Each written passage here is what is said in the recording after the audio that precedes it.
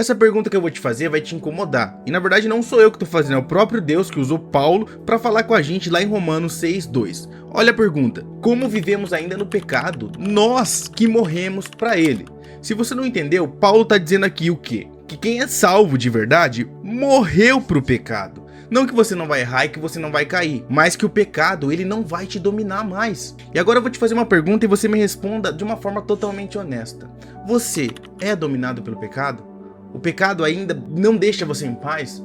Eu não tô falando aqui, por exemplo, de você não tropeçar, não cair no pecado, mas eu tô dizendo dele te dominar, a ponto de você pegar, se abraçar com ele e largar a mão de tudo, esquecer praticamente de Deus e viver com aquele vício, com aquele pecado, dia a dia, de uma forma rotineira. Se a resposta for sim, a Bíblia tem algo muito sério a falar sobre isso. Então eu preparei esse vídeo com 7 sinais para você saber se você morreu ou não pro pecado. E para quem não me conhece, eu sou o Alisson e nesse canal aqui eu trago a teologia, a palavra de Deus de uma forma desenhada, simples e tranquila, para você realmente entender o que Deus quer falar com você. E eu sei que se você tá até aqui, você está curioso para saber que sinais são esses. Então já se inscreve no canal, deixa o like e manda esse vídeo para algum amigo teu que precisa ver esse vídeo. E bora pros sinais. E antes da gente iniciar, eu tenho que explicar uma coisa importante para você entender o que é morrer pro pecado. Morrer pro pecado não é você nunca mais errar, você ser aquela pessoa perfeita que não peca mais. Não, não é isso. Morrer pro pecado significa que você tirou o controle do pecado que ele tem sobre você. Ele não te domina mais, ele não te guia, tipo assim, ele tá com um pedaço de carne e te guiando, trazendo você pra cá ou pra lá. É isso que é ser dominado pelo pecado. Quando você morre pro pecado, você entende que ele te atrai, mas você não vai ser atraído por ele. E é aí que antes da sua conversão, o pecado, ele é dono de você, ele te domina e você não sabe disso, você tá sendo guiado, sim, você tá sendo hipnotizado por ele. Segundo, você obedece o pecado, você está obedecendo ele, você está vendo a tentação que ele está colocando na tua frente e você está obedecendo, está se entregando. E de certa forma você serve ele, você está servindo o que ele te faz. E principal, você não consegue sair, você está sendo manipulado pelo pecado e não está tendo nem conhecimento sobre isso. Só que depois da conversão, depois que a gente conhece Jesus, a gente entende que o pecado ele quer nos atrair para longe de Deus. E Jesus, ele entrou na história para nos salvar, para nos reconciliar com Deus novamente, para poder tirar o domínio do pecado das nossas vidas. E aí a gente luta assim, a gente vai ter luta contra o pecado depois da nossa conversão, só que a gente vai lutar como filho de Deus, como filho que olha para Jesus e olha para Jesus pensando assim: é ele que morreu pelos meus pecados, é ele que venceu o pecado lá na cruz. Então você vai viver uma vida fugindo do pecado e correndo para os braços de Jesus que te salvou. E você começa a entender que a diferença é que você não busca a perfeição, mas você busca uma nova direção, você busca um novo caminho, onde você não vai correr para o pecado, mas vai correr para Deus. Isso é morrer para o pecado, é essa mudança de direção. E agora, os 7 sinais que eu vou te mostrar, não é sobre como não tropeçar, mas é sobre você identificar os sinais que o pecado está te dominando e você começar a fazer diferente disso. Então bora para os sinais. Primeiro sinal de alerta: você peca sem sentir nada. Lá em João 16:8 diz o seguinte, que é o Espírito Santo que nos convence do pecado. Então se você peca e não sente nada, tipo assim, nenhum remorso, nenhum incômodo, nem tipo assim, cara, eu tô fazendo algo mal contra Deus, ou você tem aquela noção tipo assim, cara, esse pecado que eu fiz é mal. Se você não sente nada disso, se você não tem nem esse medinho de que você pecou, cara, aí é um alerta pra você. E provavelmente você que tá assistindo esse vídeo não vai cair nesse primeiro sinal, porque você tá buscando ajuda, você tá sentindo que tem algo errado. E só esse sentimento de que parece que tem algo errado é o Espírito Santo que tá em você. Ele tá te mostrando: opa, alerta aqui, muda isso. Então esse alerta aqui é pra isso. É se você não sente nada mesmo, você não tá nem aí, você não estaria nem nesse vídeo. Então vamos pro segundo. Você confessa, mas não muda de direção. Basicamente o ponto já diz: se você confessa o seu pecado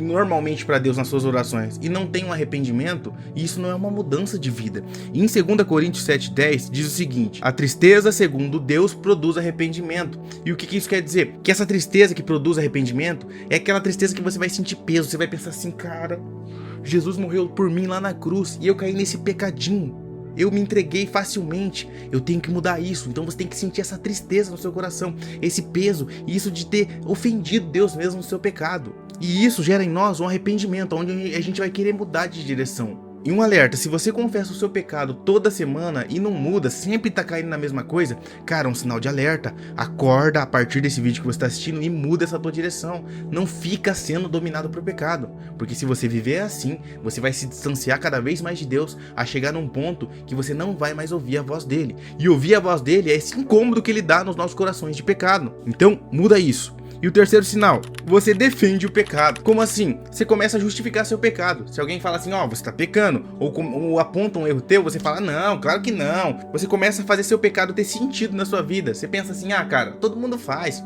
Ah, a gente tá em 2026, todo mundo faz isso daqui, então é normal. A Bíblia não tem razão, não tem nada a ver, é a atualidade. Não. Esse é um sinal de que você não morreu pro pecado, porque você tá contando mentiras pra você mesmo, para poder justificar o seu pecado. E isso tá errado. Então presta atenção nisso. 4. Você usa a graça de Deus como desculpa. Aqui você tem que tomar cuidado.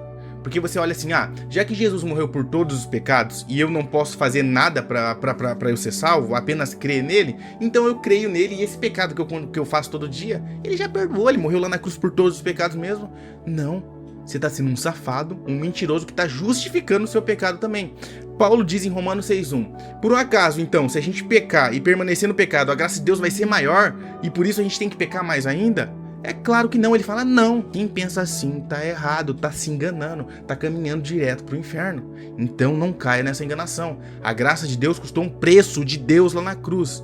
E a partir disso, o que a gente vai fazer? Vai viver uma vida de gratidão por Deus, pelo que ele fez por nós na cruz e caminhando para o caminho santo, caminhando para uma vida em gratidão pelo que Jesus fez na cruz por nós. O quinto sinal, você tem uma vida pública e uma vida privada, aonde no seu quarto você faz o que bem entende, você é um pecador, e na igreja você é outra pessoa, aquele santão, você ora, você lê a Bíblia, você é aquele irmão bonitinho que faz tudo diante dos irmãos para se mostrar.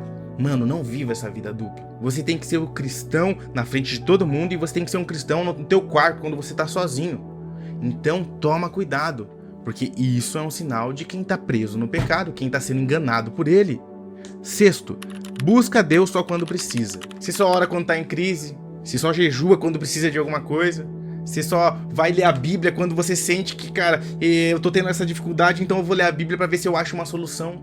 Não, a vida com Deus é diária. Deus não é um plano B, que é um botão de emergência que a gente bate quando a gente precisa dele. Não, ele não é um gênio da lâmpada. A gente tem que estar caminhando com Deus todos os dias. Você vai ler a Bíblia hoje para poder conhecer mais do seu Salvador, do seu Criador. E não simplesmente para poder apagar um fogo que tem na sua vida. É claro que a gente tem que orar pelos nossos problemas, as nossas dificuldades, mas tem que entender, Deus não é só esse escape nosso. Deus é a todo momento. Você está hoje, levantou todos os dias, agradece a Deus. Todos os dias lê a Bíblia para conhecer mais dele. E é isso. E não simplesmente como um botão de emergência, onde você vai lá, aperta e pum, pronto. Não. E sétimo, você nunca se rendeu. Esse daqui é mais sutil e pode estar oculto na sua vida. Porque o que é esse daqui? Cara, você só aceitou Jesus como seu salvador na emoção, no calor da emoção. Você pode ter sido batizado, você pode ler a Bíblia, ser aquele crente que vai à igreja todo domingo, mas você só aceitou Jesus como seu salvador pelo impulso. Você não vive uma vida direita com ele. De reconhecer que nós, seres humanos, somos perdidos, a gente pecou e peca todos os dias contra Deus, e o que a gente faz para se conectar novamente com ele? Nada, porque a gente não consegue. Então Jesus Cristo, o próprio Deus, vem e morre no nosso lugar para nos reconciliar novamente com ele, com Deus. E essa é você entender isso e viver a partir disso, porque quem entende isso e sabe que Jesus resolveu o nosso maior problema, você vai viver como? Cara, tudo em gratidão. Você vai ser um bom aluno porque Jesus te salvou e a partir daí você vai ser um ótimo aluno. Você vai ser um bom filho, vai ter um bom relacionamento com sua família porque Jesus te salvou, ele é maravilhoso, porque Deus é teu criador e te deu uma família, te deu os recursos. Você vai administrar o seu dinheiro como um filho de Deus. Você vai fazer tudo a partir da ótica. Eu sou um filho de Deus, eu me rendi a ele. E a partir de tudo, as decisões que você vai tomar na sua vida, você vai pensar, opa, teve essa decisão aqui.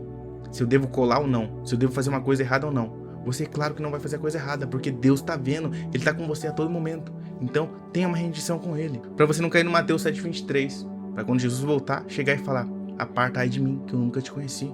Eu não quero isso de você, meu irmão. E aqui é a virada gigantesca de chave.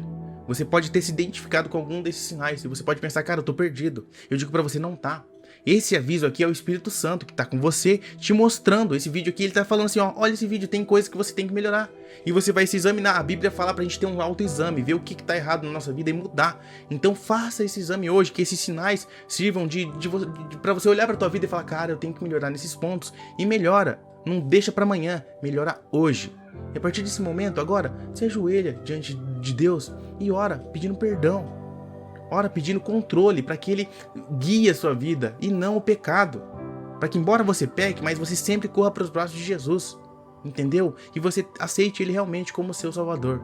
Porque Jesus disse em João 6,37 que todo aquele que vem diante dele, ele não vai abandonar, ele não vai deixar de lado. Então se você vai com o coração quebrantado, orar para ele, pedir perdão e para que ele mude a sua vida, ele vai mudar. Então ora e pede para ele. Eu vou fazer uma oração breve aqui. Deus, que esses sinais não sirvam simplesmente para afastar quem está assistindo, mas para aproximar, para ver, para ter noção dos erros, das decisões erradas que toma na vida, para poder se reconciliar com o Senhor, para poder colocar o Senhor realmente no centro da vida deles e o Senhor venha dar direção a tudo e não simplesmente o pecado. Assim nós oramos em nome de Jesus. Amém. E se você quer dar um passo a mais na sua fé, entender realmente como o pecado entra na nossa vida, como que Satanás usa a nossa mente para fazer a gente pecar e como vencer tudo isso e tá mais firme e mais próximo de Deus, no primeiro link na descrição tem o meu treinamento Firmes até o Fim. Tá num preço bem acessível, cara, e barato, porque a mudança que esse método vai fazer na sua vida é gigantesca. Então eu recomendo muito a você a clicar no primeiro link e dar uma olhadinha, porque vale muito a pena. E pra quem não me conhece, eu sou o Alisson, um beijo, até mais e tchau!